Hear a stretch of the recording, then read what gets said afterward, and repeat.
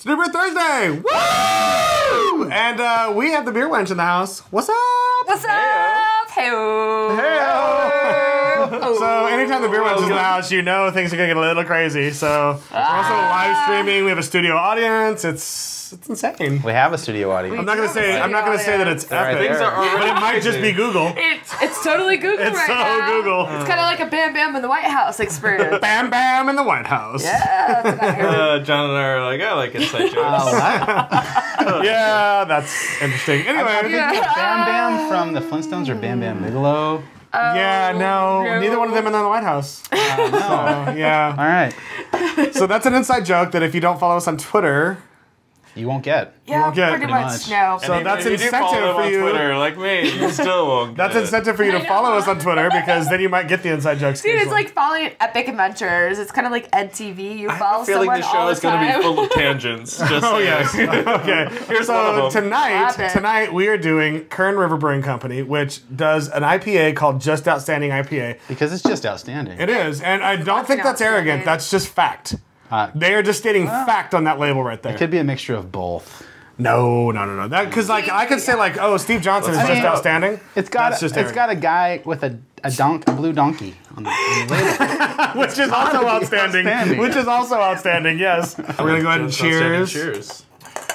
So Awesome. I love this. I think that the aroma off this is intense. It gets double dry hopped. So first round is Simcoe, the second one is Amarillo and Simcoe. Wow. So super citrus, super floral, piney Pacific Northwest hops. So yeah. So delicious. Oh, but that's really smooth though. Yeah, it's very well I don't really balanced. get kicked in the face when It's I drink not it. like California over crazy hoppy smacking in No. the face or anything. Well, it's like they achieved that aroma of the over hopped, like just when you said insanely hopped. double, dry hopped, I was like, okay, Well, I'm in. But for they get a nice malty backbone that balances everything out as you drink it. So it really sounds, yeah. They have a really good malt bill when it comes to an IPA. You know, they have the 2-row that everyone has, but they also do a little bit of carapils and Munich malt and honey malt. So it adds a little bit of that nice sweetness to it that helps balance out the real bitterness because it's bittered with Warrior, you know. Right. It's a very, very bitter hop, but at the same time, you need to have a little bit of sweetness to balance it out to make it a more drinkable beverage, and I think they did a good job. Yeah, this isn't what I expected when I drank it. It's you smell it? You're expecting, all right, I'm gonna get kicked in the face with Simcoe some and hops. Amarillo, yeah. And dude, it's really smooth. Not that I'm like anti-hop because I'm a hophead, but I love drinking an IPA that is will good. kick me in the face, but at the same time, I think Just Outstanding is a great beer to set up and sit down and drink through the night. Like you can really, it's just, I don't want to use the word drinkable because that's such a negative connotation, but it's so easy to Swillable. session. Yeah, it's so easy to session this beer that's not sessionable. I think a lot of it's swillable. It's so easy to session this beer that's not sessionable. Like Yeah. this is not a session beer. This is not something that you'd sit and drink 3 or 4 bottles of, but it is something that I could see drinking and enjoying an entire bottle of. it's without 6.8. pairing Yeah, without pairing it with anything or just drinking it by itself. It's just a very easy to drink IPA. It's 6.8% alcohol, so it's in my book right on that it's top right level. it's right on the line. right. Okay. Yeah, now that we're drinking like 17 and 18% beers, 6 seems pretty sessionable. now that we're drinking wine in beer form, Exactly. Yeah, well, no, it's a lower on the spectrum of IPAs to begin with. Though traditionally in England, the IPAs, this is really phenomenal. I'm sorry, like I have to break into this. The IPA was less potent in alcohol than the pale ale was.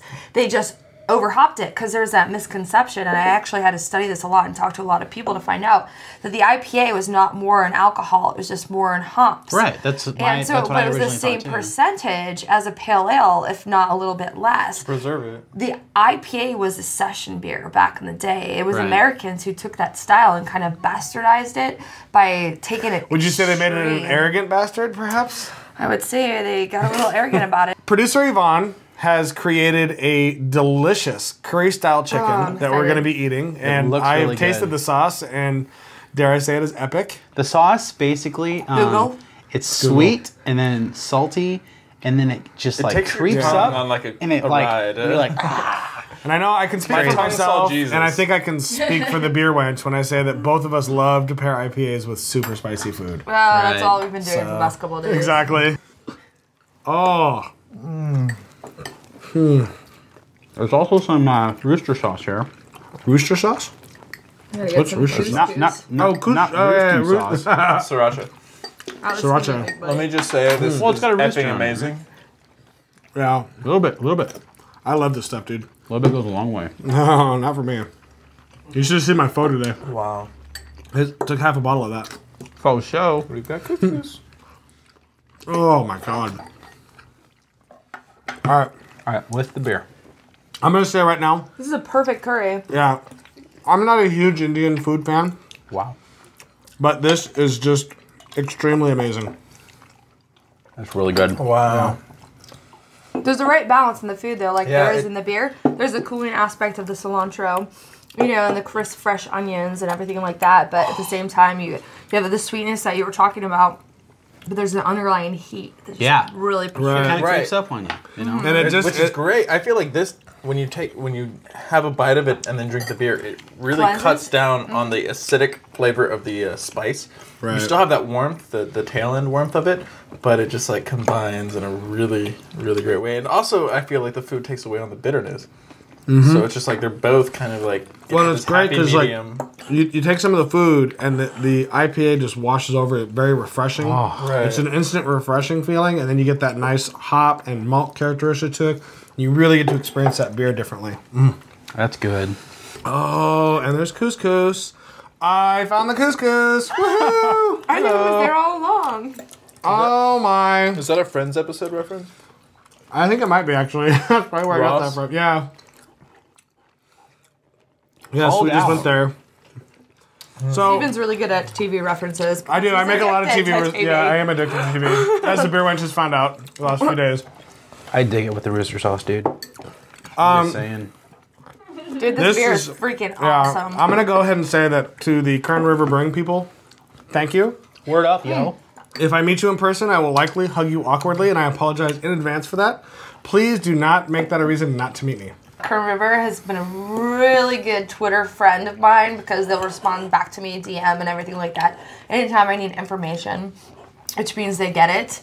They're in tune with that a lot, and I think that's huge and important. They have a blog on their website, and to this day, being a craft beer geek and having my pulse on the industry, I have a kind of an inkling for who's going to become the big, you know, the next big brewer, next big brewery. I think Kern River, they have all the right elements, all the right pieces together. They're producing phenomenal product, and it's only a matter of time before the rest of the country gets the buzz. Right now, they're small production, but I guarantee that you'll have so much demand coming in the next year or so that they're going to have to expand. And I wouldn't be surprised if we saw them win an award at GABF 2010. We're gonna go ahead and go off to Dr. Bill, who is gonna teach you what you need to eat with your morning omelet or drink with your morning omelet, and even yogurt. Like he paired beer with yogurt. That blew my mind.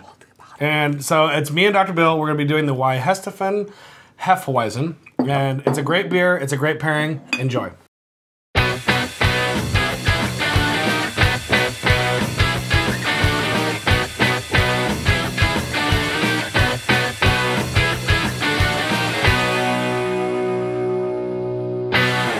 So we're getting ready for another master pairings. I'm going to go ahead and get the lemons on here for our Hefeweizen today.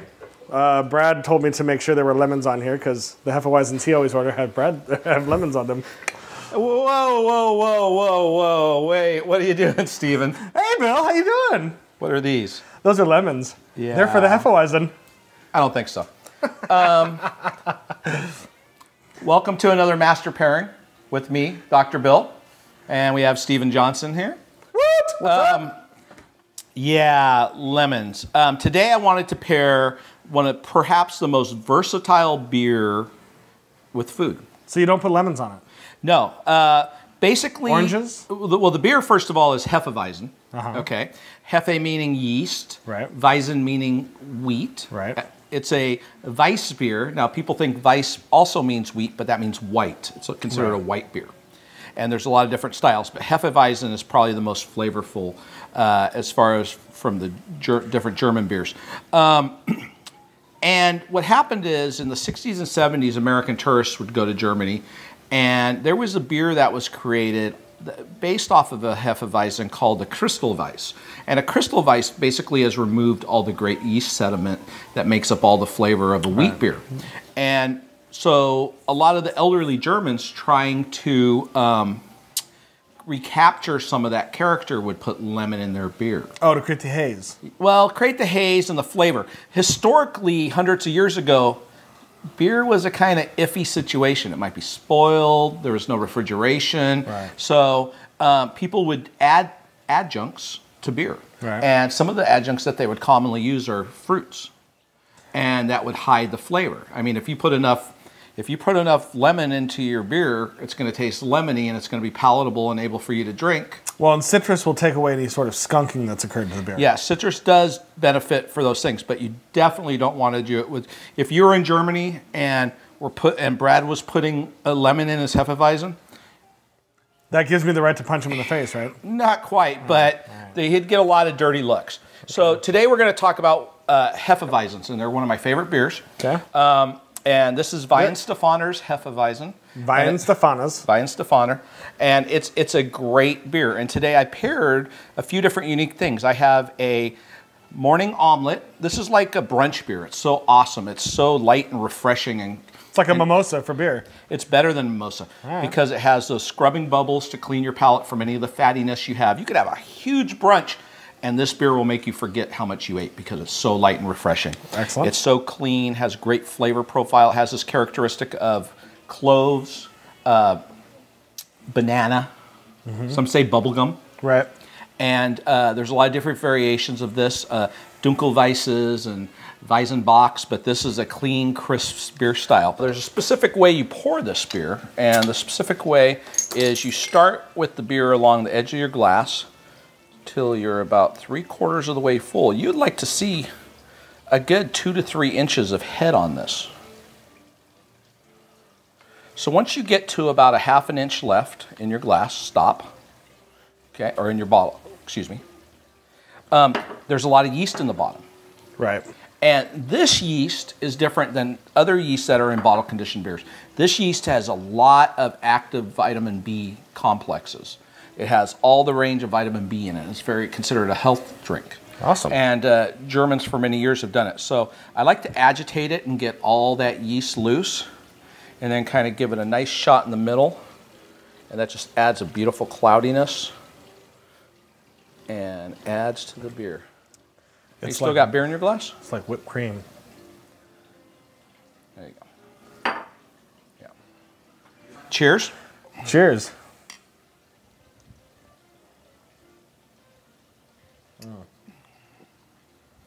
So beautiful.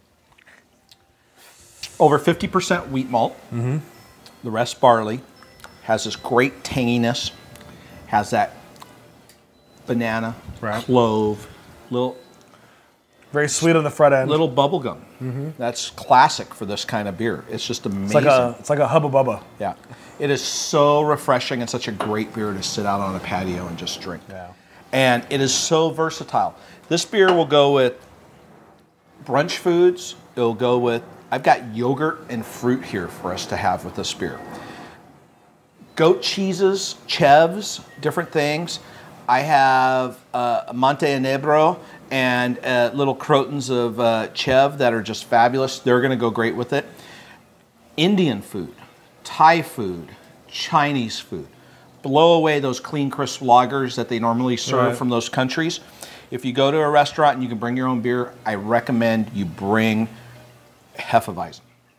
Pay your corkage, have it. Right. Forget wine with those foods, they don't hold up. I've seen so many places and restaurants where people have bought these different reds and whites and they just leave them on the table because they don't match up with those particular foods. This beer is a home run all the way across. Right on. So that being said, let's go ahead and give this omelet a shot. All right. What exactly do we have in this omelet? It's a 3-egg omelet with just simple Gruyere cheese. So that's a very fatty melted cheese, and I wanted you to see how it cuts through it. All right. That is delicious. Once again, the carbonation just cleans it out, and the beer pairs lovely. Oh yeah. Okay. You get a nice saltiness from the egg and whatever, and then the beer just kind of like takes that out and just refreshes and just kind of replaces it with a whole different experience. I know you're not too sure. I threw out the lemon, but now we're going to have some now we're going to add some fruit to it. But I think you'll be pleasantly surprised. Now, should I eat the fruit too, or just of course. dig around that right now? Brings out more of that bubblegum characteristics. Mm-hmm. Really definitely clean. enhances the sweetness of it. It's so delicious. It's just one of the most versatile. It is, as far as I'm concerned, the most versatile beer for food pairings. This can go with chicken. I mean, almost if you have a case of this in your cellar or a 6-pack in your fridge, it's going to pair just about 99% of the time with dinner. Okay, so is there breakfast. something wrong with having a lemon on there? I mean, do you not want to have lemon? You don't need a lemon. But if you prefer that addition to it, is it kind of a faux pas? Is it something that you're going to get snickered at for? Or? You may get snickered. I wouldn't have it in Germany. A lot of the American versions of Hefeweizens, Mutineer, for example, they market it to have with the lemon. It's unnecessary. Okay. American versions have a little more hop profile in them than these beers do, but it's just like it's unnecessary. It's like smoking a great Cuban cigar, but in between puffs you light up a cigarette. You don't need it.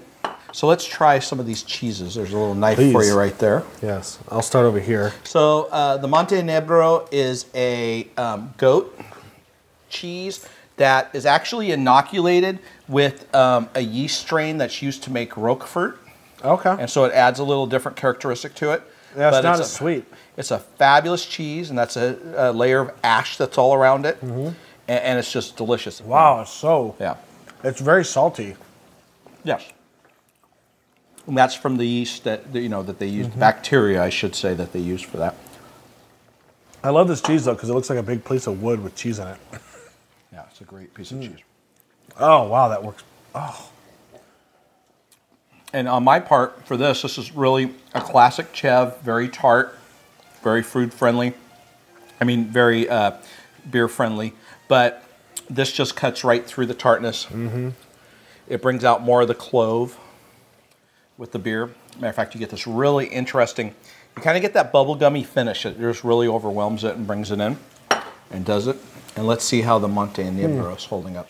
This is a very perfectly ripened batch right here. The Chev works well with this, but I don't like the flavor on it. Of this Chev itself? Yeah, this here. I think it's personal, but it seems a little bland.